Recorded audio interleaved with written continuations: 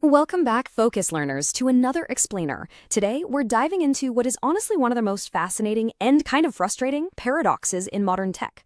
Right now, we've got these unbelievably sophisticated language models. They can spin up detailed narratives, they mimic human reasoning, and man, they sound completely authoritative while doing it. But underneath all that polish, there's a pretty critical issue. These models confidently and sometimes dangerously lie. So in this explainer, we're going to break down exactly why this happens, dig into the root causes, and then unpack the really cool software architecture the industry is using to actually fix it. To really grasp the scale of this problem, look no further than this nickname floating around the AI industry right now: large lying models. It's pretty funny, sure, but the consequences, they are very real. The source material highlights this absolutely wild case where a law firm actually got fined for submitting fictitious legal research to a court. The lawyers had used ChatGPT to find precedents, completely unaware of its habit of just fabricating entirely fake case law. They trusted the output implicitly because it sounded so professional and well-formulated, but the model had essentially just invented events out of thin air. So, here's our roadmap for today. First, we'll look at the AI hallucination problem. Second, why do models hallucinate? Third, we'll cover the limits of fine-tuning. Fourth, enter RAG as the solution. And fifth, how RAG actually works. Let's get right into it. Section 1, the AI hallucination problem. Okay, let's dive into this and define the core issue we're actually dealing with. There's this really fascinating distinction between how we think AI works and how it actually operates under the hood. At their core, language models don't inherently understand or verify the information they spit out.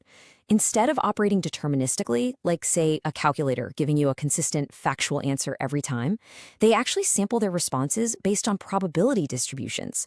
So for an LLM choosing to use a correct historical fact versus a completely fabricated one, it's basically the exact same mechanical process as choosing between different pronouns or grammar structures.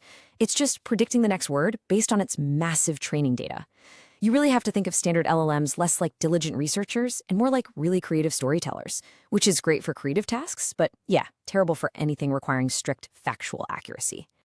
So the really crucial point here is understanding the difference between a simple data error and a true hallucination. A data error is just a reflection of flawed inputs, like if the model repeats an incorrect statistic because it was trained on an outdated medical guideline. That's just bad input leading to bad output, right? But a model hallucination? That's an entirely different beast.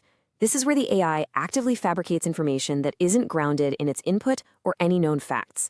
It's the model literally inventing a 2022 Harvard Medical School study that does not exist, or just conjuring up completely unrelated treatment guidelines for diabetes out of nowhere. To really put the severity of this into perspective, especially in a real-world scientific context, check out this number, 69. A study investigating artificial hallucinations in ChatGPT analyzed 178 references generated by GPT-3 for a research task, and out of those 178 references, 69 of them were completely incorrect or just straight-up non-existent. Worse still, 28 of those lacked any known scientific digital object identifier. You couldn't even find them on Google.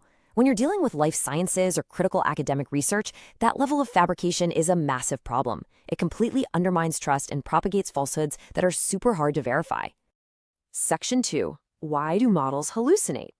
Let's go ahead and diagnose the root cause. Back in 2021, researchers at DeepMind proposed this really fascinating hypothesis called self-delusion.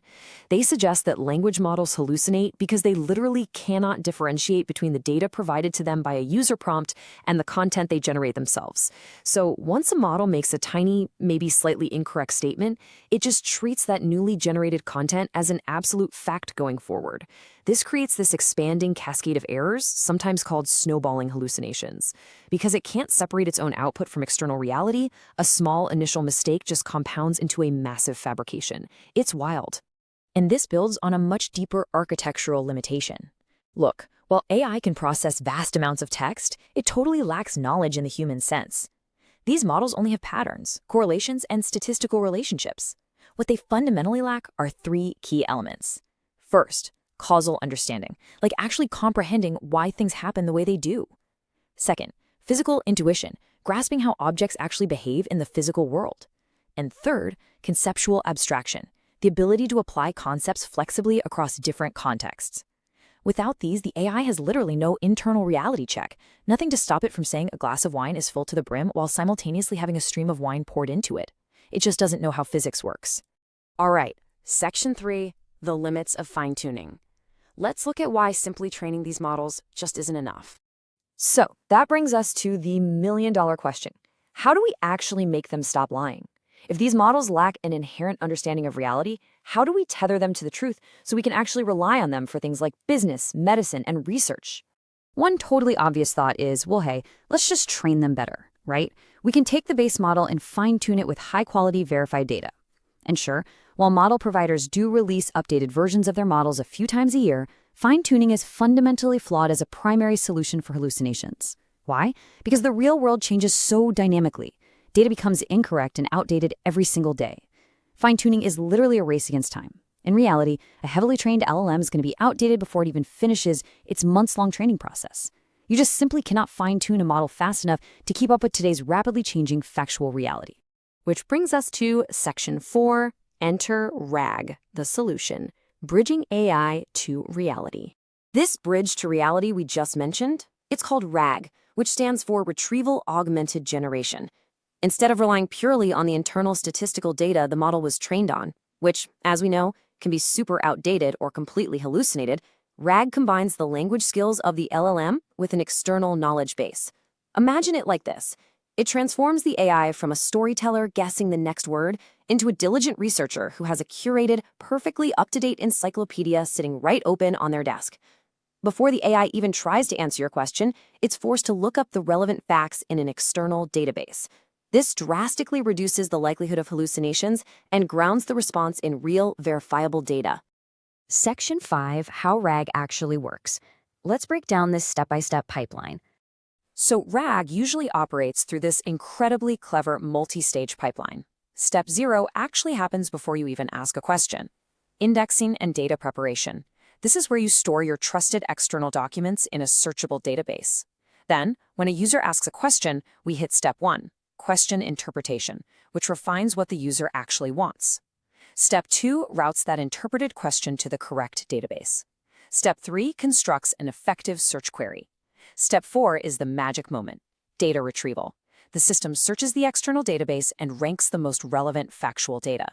And finally, Step 5, data augmentation. The system injects those retrieved, hard facts directly into the prompt given to the LLM. The AI is then instructed to generate a coherent response using only that integrated data. It's a total game changer. This landscape here brilliantly illustrates how we optimize AI.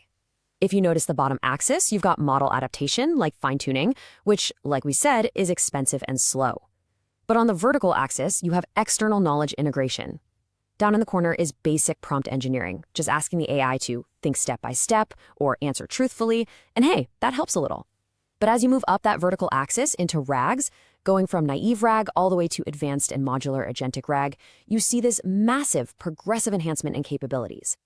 RAG represents a quantum leap because it allows models to dynamically retrieve, synthesize, and integrate external, real-time information right alongside their inherent language processing skills.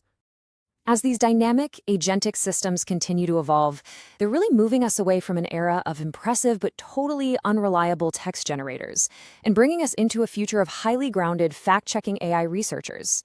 The technology is shifting from just generating words to actually knowing exactly where those words came from. So, I'm going to leave you with this thought. With RAG bridging the gap between AI generation and factual reality, how will it change the way you personally verify information in the future? Thanks for joining me on this explainer. Keep learning.